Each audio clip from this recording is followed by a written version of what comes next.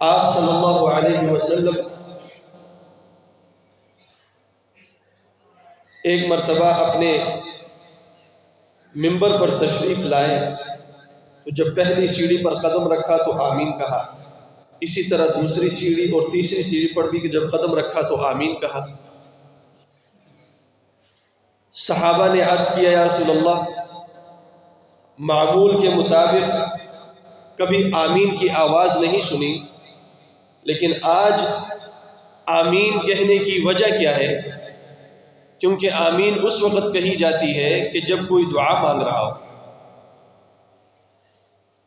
تو حضور صلی اللہ علیہ وسلم نے فرمایا کہ دعا مانگی گئی ہے، لیکن اس کو میں نے سنا ہے، آپ نے نہیں سنا۔ میں نے تو سنا ہے لیکن آپ نے نہیں سنا۔ اور دعا مانگی کس نے ہے؟ کہ جو فرشتوں کے سردار ہے۔ اور آمین کس نے کہی؟ جو انبیاء کے سردار ہے۔ اب اس دعا کے رد ہونے میں یا اس دعا کی قبولیت میں اگر کسی کو کوئی شک ہو تو سمجھ لو کہ اس کا ایمان جو ہے وہ ضائع ہو گیا، اس کا پھر ایمان نہیں ہے۔ یا تو وہ ایمان سے رہ گیا یا اس دعا پر یقین کرے کہ واقعی جو دعا مانگی گئی اور اس پر آمین کہی گئی تو یہ لازماً قبول ہوئی ہے، اور ہر اس شخص کے حق میں ہوگی کہ جو اس دنیا میں یہ اعمال کرے۔ فرمایا کہ جبرائیل علیہ السلام آئے اور انہوں نے جو ہے نا 3 دعائیں کی۔ تو ہم تو دعا ہی کہیں گے، ویسے تو انہوں نے بد دعائیں دی۔ کیا دی؟ بد دعائیں دی۔ سب سے پہلے کیا دعا کی؟ فرمایا کہ جس جوان نے، جوان بوڑھے کو تو ہم وہ نہیں کر سکتے، جوان، کوئی جوان انسان ہو، اس کے ماں باپ زندہ ہو یا ان دونوں میں سے کوئی ایک زندہ ہو، اور وہ اس حالت میں اس دنیا سے چلے جائے اس سے کہ وہ اس سے ناراض ہو۔ اس سے کیا ہو؟ ناراض ہو، راضی نہ ہو، دل سے راضی نہ ہو، دل سے ناراض ہو کر اس دنیا سے چلے جائے، اور مایا اس شخص پر اللہ کی لعنت۔ سب سے پہلی بد دعا حضرت جبرائیل علیہ السلام نے کی۔ وہ کتنا بدبخت انسان ہوگا۔ آدمی سوچے اس بات کو کہ ایک انسان نہ وہ گرمی کو دیکھتا ہے، نہ وہ سردی کو دیکھتا ہے، نہ وہ دھوپ کو دیکھتا ہے، نہ وہ طوفان کو دیکھتا ہے، وہ اس بچے کے لیے دن اور رات ایک کر کے اپنا پسینہ بہا کر اس کے لیے دن اور رات کوشش کر کے اس کا مستقبل بنانے کے لیے لگا ہوا ہے، اور کل جب اس کی ہڈیاں مضبوط ہو جاتی ہیں تو وہ اسی باپ کے سامنے کھڑا ہو کر کہتا ہے آپ کو تو کچھ پتہ ہی نہیں ہے، آج جو کر رہا ہوں یہ سارا میری وجہ سے ہو رہا ہے، میری وجہ سے گھر چل رہا ہے، میں کما کر لا رہا ہوں، میرا ہی اختیار ہونا چاہیے، میری ہی بات ماننی چاہیے۔ اگر اس کی بات کہیں ٹال دی گئی یا اس کی بات کو کہیں پھینک دیا گیا تو یہ اپنے آپ کو اپنے والد کا خدا سمجھنے لگ جاتا ہے۔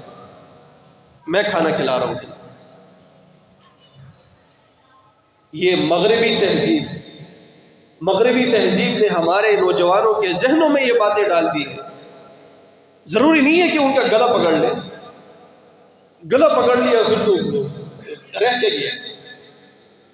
بات یہ ہے کہ ایسی بات کرے کہ جو باپ کے دل پر جا کر لگے، اور دل پر جب کوئی بات لگتی ہے تو عرب کا شاعر کیا کہتا ہے؟ جراحات السنان لها التیام ولا یلتام ما جرح اللسان۔ تیر اور تلوار کا زخم تو بھر جاتا ہے، لیکن زبان کا ایسا زخم ہے جو زندگی بھر کبھی نہیں بھرتا۔ یہ کبھی نہیں بھرتا. اور باپ کا دل ویسے نرم ہوتا ہے اپنے بیٹے کے لیے، اولاد کے لیے. تو جب اولاد ایسی بات کرے گی تو پھر اس کا باپ پوری زندگی یاد رکھے گا کہ نہیں یاد رکھے گا؟ میرے بیٹے نے ایسے موقع پر ایسی بات کی تھی. اور سوچے گا آگے پھر کیا سوچے گا؟ یار مجھے تو اس سے ڈرنا چاہیے، کہیں یہ نہ ہو لوگوں کے سامنے میرا گریبان پکڑ. اور اللہ کی قسم یہ ہو رہا ہے آج کل کے معاشرے میں، ہو رہا ہے یہ. ماں باپ اپنے بیٹوں سے ڈر رہے ہیں، ان کو دھتکار نہیں سکتے کہیں ہمارے گلے نہ پڑ جائے، دھتکار نہیں سکتے. ایک صاحب کا واقعہ میں نے سنا ہے اپنی آنکھوں سے. میرے جو ہے نا نیچے سے زمین جو ہے نا ہل گئی. خود وہ واقعہ سنا رہا تھا، زندہ ہے، اسی مسجد کا نمازی بھی ہے. وہ کہہ رہا تھا کہ میرے بیٹے نے مجھے گلے سے پکڑا اور مجھے دیوار سے لگایا کہ لگا ادھر انگوٹھا کہ ہم نے اس گھر کو بیچنا ہے. دیوار سے لگایا، گلے سے پکڑا. ایسا ماحول چل رہا ہے. تو اس شخص کے کیا روزے قبول ہوں گے، کیا عبادات قبول ہوں گے کہ جس شخص پر 24 گھنٹے اللہ کی لعنت اور بددعا دی ہو فرشتوں کے سردار نے اور آمین کہی ہو انبیاء کے سردار نے؟ کیا روزے قبول ہوں گے؟ تو اس لیے میرے بھائی اور دوست، اگر کسی کے والدین زندہ ہیں تو اسے چاہیے کہ اپنے والدین کو راضی کرے، راضی رکھے، کبھی ان کو ناراض نہ ہونے دے. خدمت کرنا دور کی بات ہے، اس پہ تو اجر ہے، اس پہ تو جنتیں ہیں، اس پہ تو جو ہے نا اللہ کی طرف سے نعمتیں ہیں. اگر خدمت نہیں کر سکتے تو کم سے کم دل بھی نہ توڑے، کم سے کم دل تو نہ توڑے. خدمت اگر نہیں کر سکتے تو ان کا دل نہ توڑے. اور اگر کوئی خدمت کر رہا ہے تو پھر اس کے لیے تو کیا ہے، کیا رضا الرب فی رضا الوالد. رب کی رضا والد کی رضا میں ہے، اور ماں کے پاؤں کے نیچے تو ویسے ہی جنت ہے. حضرت اویس قرنی رحمہ اللہ رضی اللہ تعالی عنہ بغیر حضور کا دیدار کیے اللہ تعالیٰ نے صحابی کا لقب دے دیا. صحابی بن گئے، حضور کا دیدار نہیں کیا. صحابی وہ ہوتا ہے نا کہ جو حضور کا دیدار کرے گا، حضور کا دیدار کرے ایمان کی حالت میں اور اسی حالت میں وفات پائے. لیکن اویس قرنی جو ہے یہ ایسا شخص ہے جس نے حضور کا دیدار نہیں کیا لیکن صحابی کا لقب پایا. کیا کیا ہے؟ پوری زندگی اپنی ماں کی خدمت کی. اور کل قیامت کے دن کیا ہوگا؟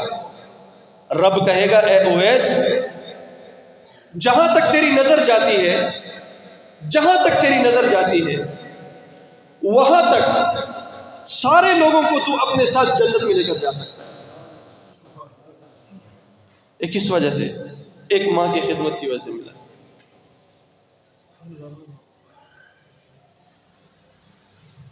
تو کیا فرمایا؟ پہلی بددعا کیا تھی کہ جس شخص کی زندگی میں اس کے والدین یا ان میں سے کوئی ایک زندہ ہو اور وہ اس حالت میں اس دنیا سے چلے جائے کہ اس سے ناراض ہو، اس شخص پر اللہ کی لعنت. تو وہ لعنت کب تک رہے گی؟ 24 گھنٹے. اگر مسجد میں بھی تو اللہ کی لعنت ہے اس پر. اگر والد ناراض مسجد میں بیٹھا ہوا لیکن اللہ کی لعنت اس پر برس رہی ہے جب تک والد کو راضی نہیں کرے گا. دوسری دعا کہ جبرائیل علیہ السلام نے فرمایا کہ جب بھی یا رسول اللہ آپ کا نام لیا جائے اور آپ کے نام پر کوئی درود نہ پڑے اس پر بھی اللہ کی لعنت، اس پر بھی اللہ کی لعنت. ایک مرتبہ سب پڑھتے صلی اللہ علیہ وسلم. جب بھی کسی مجلس میں، جب بھی کسی محفل میں آپ صلی اللہ علیہ وسلم کا نام لیا جائے تو ایک مرتبہ نام پر درود پڑھنا واجب ہے. نہیں پڑھیں گے اس لعنت میں شمار ہوں گے. یہ ہر انسان سمجھ لے. نہیں پڑھیں گے تو اس لعنت میں کیا ہوں گے؟ شامل ہوں گے۔ جب بھی کسی بھی مجلس میں ہو، آپ بے شک یوٹیوب پہ دیکھ رہے ہیں، کیا دیکھ رہے ہیں؟ یوٹیوب پہ کوئی بیان چل رہا ہے، کوئی بات چل رہی ہے، خبروں پہ چل رہی ہے، حضور صلی اللہ علیہ وسلم کا نام آ گیا تو صلی اللہ علیہ وسلم کہنا واجب ہو گیا۔ جس طرح قرآن کی جو سجدہ ہے، آیت، سجدے کی جو آیت ہوتی ہے، پڑھنے والے پر بھی سجدہ واجب ہے، سننے والے پر بھی سجدہ، اسی طرح درود پر جو پڑھنے والا ہے اس پر بھی ایک مرتبہ صلی اللہ علیہ وسلم کہنا واجب، اور جو سننے والے ہیں اس پر بھی ایک مرتبہ صلی اللہ علیہ وسلم کہنا کیا ہے؟ واجب ہے۔ نہیں پڑھے گا تو اس لعنت میں کیا ہوگا؟ شامل ہوگا۔ ہاں، ایک مرتبہ کے بعد اگر پڑھیں گے اللہ کی طرف سے 10 رحمتیں کیا ہوں گی؟ آپ پر برسیں گی۔ لیکن واجب کیا ہے؟ ایک مجلس میں ایک بار لازمی پڑھنا۔ تو کیا فرمایا کہ اگر کوئی آپ کا نام لے اور اس نام پر کوئی درود نہ پڑھے تو اس پر بھی اللہ کی لعنت۔ درود کی تو بڑی برکات ہے۔ جو شخص اپنی زندگی کا معمول بنا لے، کیا بنا لے؟ معمول بنا لے کہ دن میں 500 مرتبہ درود شریف پڑھتا ہو، 500 مرتبہ درود شریف پڑھتا ہو، تو علماء نے فرمایا ہے کہ موت سے پہلے وہ آپ صلی اللہ علیہ وسلم کو خواب میں اس کی زیارت کریں گے۔ خواب میں کیا کریں گے؟ آپ صلی اللہ علیہ وسلم کی زیارت کریں گے۔ کتنی بڑی بات ہے کہ موت سے پہلے انسان کو اس کا نبی نظر آ جائے۔ اور آپ صلی اللہ علیہ وسلم نے کیا فرمایا کہ شیطان سارے انسانوں کی شکل اختیار کر سکتا ہے، میری شکل اختیار نہیں کر سکتا۔ تو اگر حضور خواب میں آئے ہیں تو وہ حضور ہی ہیں، کوئی اور نہیں ہو سکتا، کوئی اور نہیں ہو سکتا۔ تو یہ ایک بڑی بات ہے۔ اور تیسری کیا فرمائی دعا؟ فرمایا کہ جس شخص کے، جس مومن کے، جس انسان کے حصے میں، اس کی زندگی میں رمضان کا مہینہ آ جائے اور وہ رمضان کے مہینے کے ہوتے ہوئے اللہ سے اپنی مغفرت نہ کروائے، اس پر بھی اللہ کی لعنت، اس پر بھی اللہ کی لعنت۔ یہ کتنی بڑی بات ہے۔ تو رمضان کے مہینے میں بخشش اسی کی ہوگی نا کہ جو اپنے ماں باپ کو راضی کرے گا۔ ایسے ہی ماں باپ کو راضی کرنے والے کی ہی بخشش ہوگی۔ کیا مطلب؟ کہ تین لوگوں کو راضی کرنا ہے رمضان کے مہینے میں، 3 ذات کو جو ہے نا وہ کیا کرنا ہے؟ راضی کرنا ہے۔ نمبر 1، سب سے پہلے اللہ کو راضی کرنا ہے۔ کس کو راضی کرنا ہے؟ رمضان کے مہینے میں اللہ کو راضی کرنا ہے۔ نمبر 2، اللہ کے رسول کو راضی کرنا ہے۔ نمبر 3، اور اپنے والدین کو راضی کرنا ہے۔ ان 3 لوگوں کو رمضان کے مہینے میں راضی کر لیں، پھر بخشش جو ہے نا وہ ہمارے مقدر میں ہے۔ پھر اللہ جو ہے بخشش نہیں روکے، ہر اس کے انسان کو اللہ جو ہے نا بخش دیں گے کہ جو رمضان کے مہینے میں ان تینوں کو جو ہے کیا کریں گے؟ راضی کریں گے۔ اور یہی اس رمضان کا مقصد ہے۔ رمضان کا مقصد بھوکا رہنا نہیں ہے، یہ ایسے ہی ہم نے بتا دیا بھوکا رہنا ہے۔ بھوکا رہنا ایک جسم ہے، جس طرح پچھلے جمعے میں بتایا تھا آپ لوگوں کو۔ بھوکا رہنا کیا ہے؟ جسم، ایک روزے کا جسم ہو گیا، جسم ہے، جیسے کہ ایک انسان کا جسم ہوتا ہے۔ اب اس جسم کو صحت مند بنانا ہے، کس سے؟ تلاوت سے۔ اس روزے کے جسم کو صحت مند بنانا ہے تراویح سے۔ اس جسم کے جو ہے نا، اس جسم کو، روزے کے جسم کو صحت مند بنانا ہے سچ سے۔ اسی طرح جو ہے نا دھوکے سے جو ہے نا بچنے سے، جھوٹ سے بچنے سے، حرام سے بچنے سے، چغل خوری سے، غیبت سے، کینہ سے، حسد سے، لغویات سے، ان چیزوں سے جب ہم بچیں گے رمضان کے مہینے میں تو وہ روزہ ہمارا صحت مند ہوگا، اور وہی روزہ جو ہے کل قیامت کے دن ہماری سفارش کرے گا، اور وہی روزہ ہماری بخشش کا ذریعہ بنے گا۔ یہی روزہ بخشش کا ذریعہ بنے گا۔ خالی اگر جسم ہو تو وہ کیا فائدہ دے سکتا ہے؟ ایک مریض ہے، بیڈ پر لیٹا ہوا ہے، وہ اپنے آپ کو فائدہ نہیں دے سکتا، دوسروں کو کیا فائدہ دے سکتا ہے؟ مریض کیا فائدہ دے گا؟ صحت مند لوگ جو ہے نا وہ لوگوں کو فائدہ دے سکتے ہیں۔ صحت مند لوگ وہ لوگوں کو فائدہ دیتے ہیں۔ تو جب روزہ صحت مند ہوگا تو وہ پھر ہمارے اعمال نامے میں فائدہ دیں گے اور ہمارے جنت جانے کا ذریعہ بنیں گے۔ اور روزہ ہی اگر ایسا ہو تو پھر تو وہ کیا ہے؟ صرف اللہ کا حق پورا ہو گیا۔ اور وہ بھی قبول ہوا یا نہیں یہ تو اللہ کو معلوم ہے۔ تو اس وجہ سے میرے بھائی اور دوستوں ان 3 بد دعاؤں سے بچنا ہے، اور صرف اس رمضان مبارک میں نہیں بلکہ رمضان مبارک کے علاوہ پورا سال تہیا کر لیں کہ اللہ کے حقوق کو جو ہے نا لازمی ادا کریں۔ اللہ کا حق کیا ہے؟ اتنے بڑے حقوق تو ہے کہ اللہ کے کہ ہم پورا دن لگے رہے۔ اللہ نے کیا کہا؟ ان الصلاۃ کانت علی المؤمنین کتابا موقوتا، کہ 5 وقت میں نے نماز فرض کی ہے، وقت مقررہ پر ادا کر دیا کر، یہ میرا حق ہے، یہ مجھے دے دیا کر۔ دوسرا حق کیا ہے؟ شہر رمضان الذی انزل فیہ القرآن کتب علیکم الصیام کما کتب علی الذین من قبلکم لعلکم تتقون، روزے تم پر فرض کیے ہیں رمضان مبارک کے 1 مہینہ ہے، روزے رکھ لیا کرو اور اسی طرح رکھو جس طرح میں چاہتا ہوں، اسی طرح رکھو جس طرح میں چاہتا ہوں، اپنے مطابق نہیں رکھنے، میرے ذہن کے مطابق نہ ہو روزے تو اللہ کے مطابق ہو کہ جس طرح اللہ چاہتے ہیں۔ اللہ کیا چاہتے ہیں؟ کہ جس طرح تو کھانے سے رہا، کھانے کو نہیں چھوتا، اسی طرح حرام کو بھی نہیں چھونا۔ جس طرح تو کھانے سے ڈرتا ہے، میرے سامنے کوئی بھی نہیں ہے تو کھانے کو ہاتھ نہیں لگا رہا، اسی طرح جب کوئی بھی نہ ہو تو پھر حرام کے جو ہے نا قریب نہیں جائے۔ کوئی بھی حرام ہو، ضروری نہیں ہے صرف پیسے ہی حرام ہے، حرام عمل بھی حرام ہے، حرام کردار بھی حرام ہے، حرام کام بھی حرام ہے، یہ سارے حرام میں آتے ہیں۔ جو گناہ ہے وہ حرام ہے، اسی سے بچنا ہے۔ تو جب یہ ہوگا تو پھر انشاءاللہ العزیز اللہ سے پوری امید ہے، اللہ غفور الرحیم ہے، اللہ رحیم ذات ہے، رحمت والی ذات ہے۔ اس کی رحمت تو یہاں تک ہے کہ ایک شخص بنی اسرائیل کا 99 قتل کر کے نکلا تھا کہ ایک کسی پادری کے پاس کہ میری کوئی بخشش ہو سکتی ہے؟ اس نے کہا کوئی بخشش نہیں ہے۔ اس نے کہا 99 قتل کیے ہیں، سینچری پوری کر دوں، تجھے بھی قتل کر دوں، اس کو بھی قتل کر دیا، کیسے نہیں ہو سکتی؟ پھر اس کو کسی نے کہا فلاں کے پاس جاؤ، بڑا بزرگ ہے، اس کے پاس گئے تو اس نے کہا کہ آپ کی بخشش ہو سکتی، کیا ہو سکتی ہے؟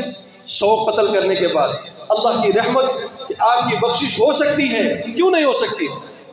اللہ کی بخشش طلب کرنے کے لیے نکلا، راستے میں اس کا وقت پورا ہو گیا اور وہ کیا ہو گیا؟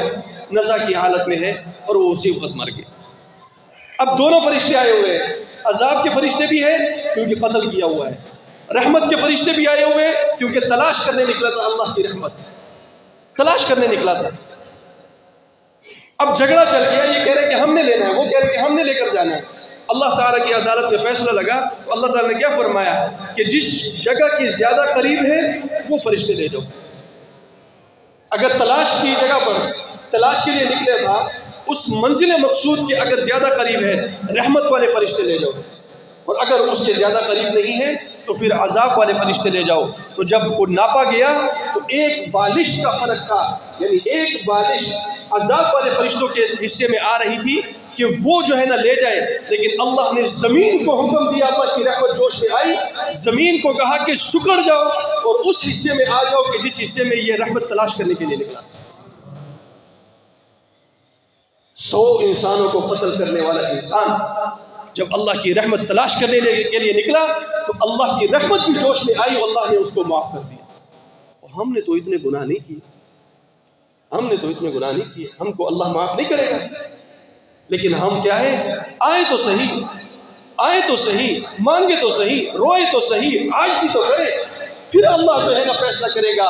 اگر میدان میں آئیں گے، اللہ بہانے چاہتا ہے، اللہ معافیہ چاہتا ہے کہ کوئی مجھ سے معافی مانگے میں اس کو معاف کروں۔ تو اس لیے میرے بھائی اور دوستو، راتیں آج کل بڑی قیمتی ہے، خاص طور پر یہ جو آنے والا عشرہ ہے، 3را عشرہ، یہ تو بڑی ہی قیمتی ہے۔ کسی بھی انسان کو رات کے وقت عبادت سے غافل نہیں رہنا چاہیے۔ اللہ تعالیٰ سے دعا ہے جو کچھ کہا سنا اس پر عمل کرنے کی توفیق عطا فرمائے۔ وآخر دعوانا